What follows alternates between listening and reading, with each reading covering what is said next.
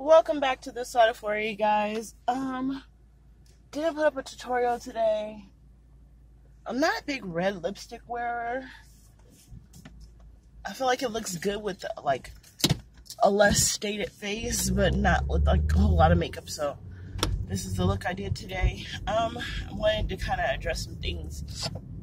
A couple people have been asking me, is there truly a difference between shampoos that people of other ethnicities use compared to the ones that people that are of a chocolate descent?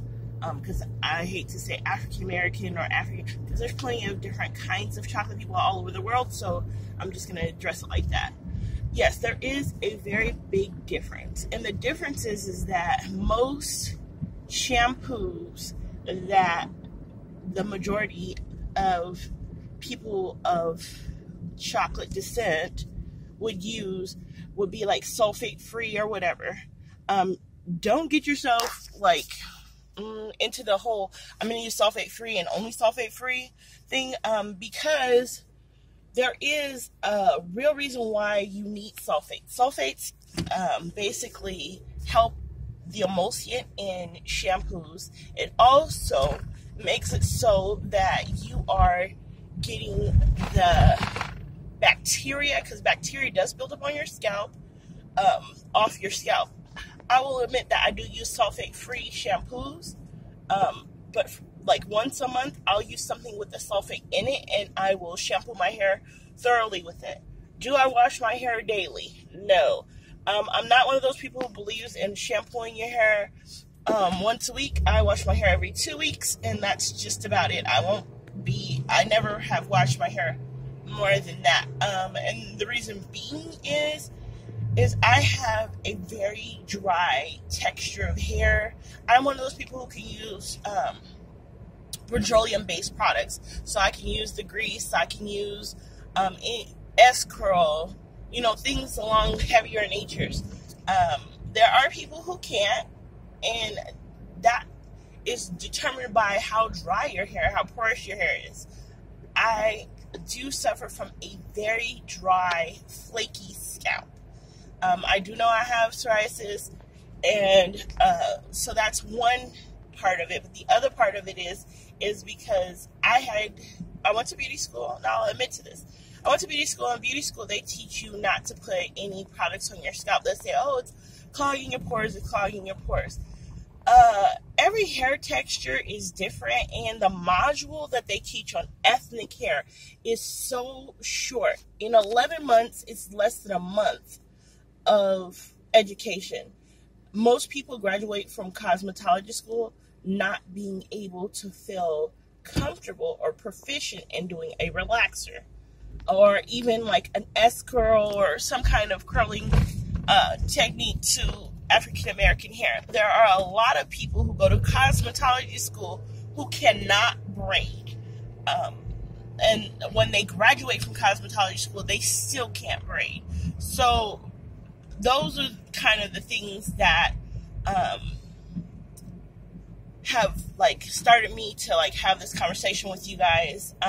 Basically, I work at a multicultural salon. I've never said a name of a company or anything, and I probably never will. But basically, products have a shelf life. This whole conversation is about products and having shelf life and what to use, when, and how. If you are someone who is afraid of weighing your hair down, you don't like your hair being weighed down, you don't mind it feeling dry, then wholeheartedly don't use anything petroleum based. If you're one of those people like myself who does not mind my hair being weighed down, because I know like if it's weighed down the first day I put grease in it, the next day it's going to get bigger and bigger and bigger over time as the grease penetrates the shaft of my hair. So that's the reason why I do that.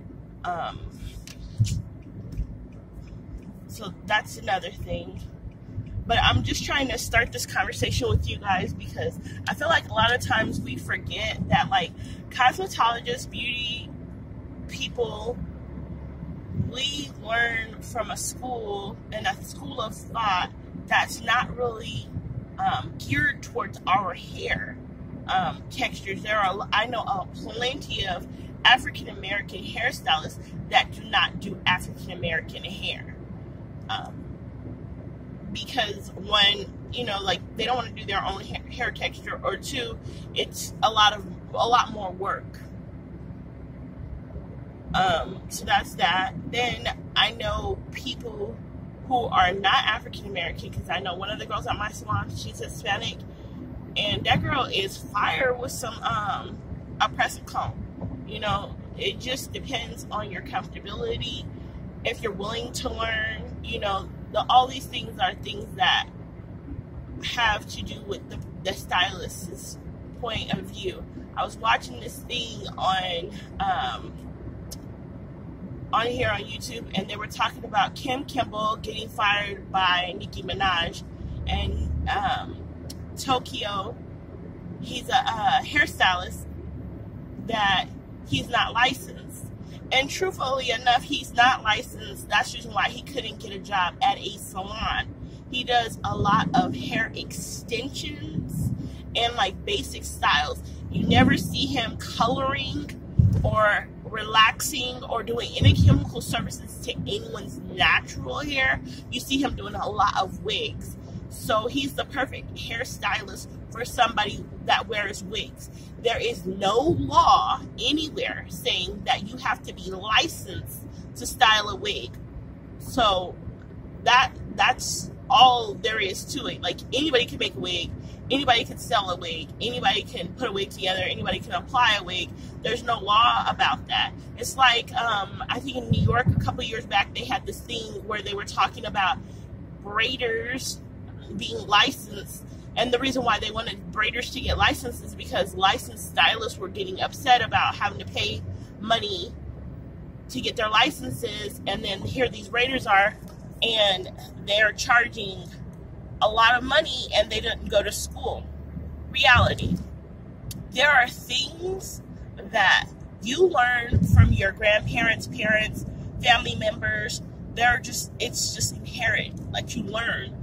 I learned how to take care of home hair from my grandma and my mom and aunts. My grandma on my mom's side, that girl could press your hair and make it look like you have a relaxer. And you might have to wash your hair a couple times before it pops back to its natural texture. But she can press your hair out to where it's completely straight. So that's one. Then two, I learned about moisture retention from my mother, because my mom had thick hair. My grandma didn't have thick hair. My aunt didn't have thick hair. My grandma only had two girls. But my mom has like very thick hair. It's very soft. And so I learned from my mom, like, what products work, when, where, how. And then as I grew up as a young woman, I did family members' hair. I've done hair for a long time before I even got my license. That I learned, okay, this is what works on this kind of hair, this does not.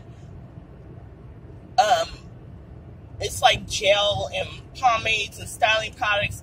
One styling product is not going to work on everybody. You have to have a multitude of products to be able to do several people's hair. And I'm sorry this is bouncing around. I'm driving on the highway, guys. But that's just how it works. You can't take out one product and say, oh, this is going to work for me. I always tell people I would not go to a hairstylist that didn't have a lot of products, one. Two, I would never go to a hairstylist that didn't have the knowledge of what to do with different types of hair. Like, my hair is, I think I'm like a 4B, 4C. I'm in between that now. Before I got my color, my hair was probably like a 3C. Chemicals change the texture of your hair. I'm saying that out loud because I've had people say, oh, well, if you're a 4C, you're always a 4C. No, if you get your hair colored, bleach it, whatever, it changes the composition of your hair texture, because bleach damages hair. And so I bleached my hair in order to get the purple on my ends. So that's that. I hope everybody who's watching this is like keeping up. I know I'm all over the place, and the reason why I'm kind of all over the place with this is because I am on my way into work, and I feel like conversations, like you have a lot of people who are beauty gurus here on YouTube, and they show you what they're doing to their hair. I kind of over time watched them and researched them and Googled some of the people, because I'm wondering, like, she got all this knowledge, where she get this knowledge from. Some of them are licensed hairdressers, and they never tell you that. Some of them aren't. I have a lot of respect for people who are here on YouTube who actually have other jobs, like they're working. YouTube's not their job, so I feel like they come from my personal preference, a more authentic place, because this is just a hobby. So if you have any questions or comments about anything I had to say today, please like, rate, and subscribe.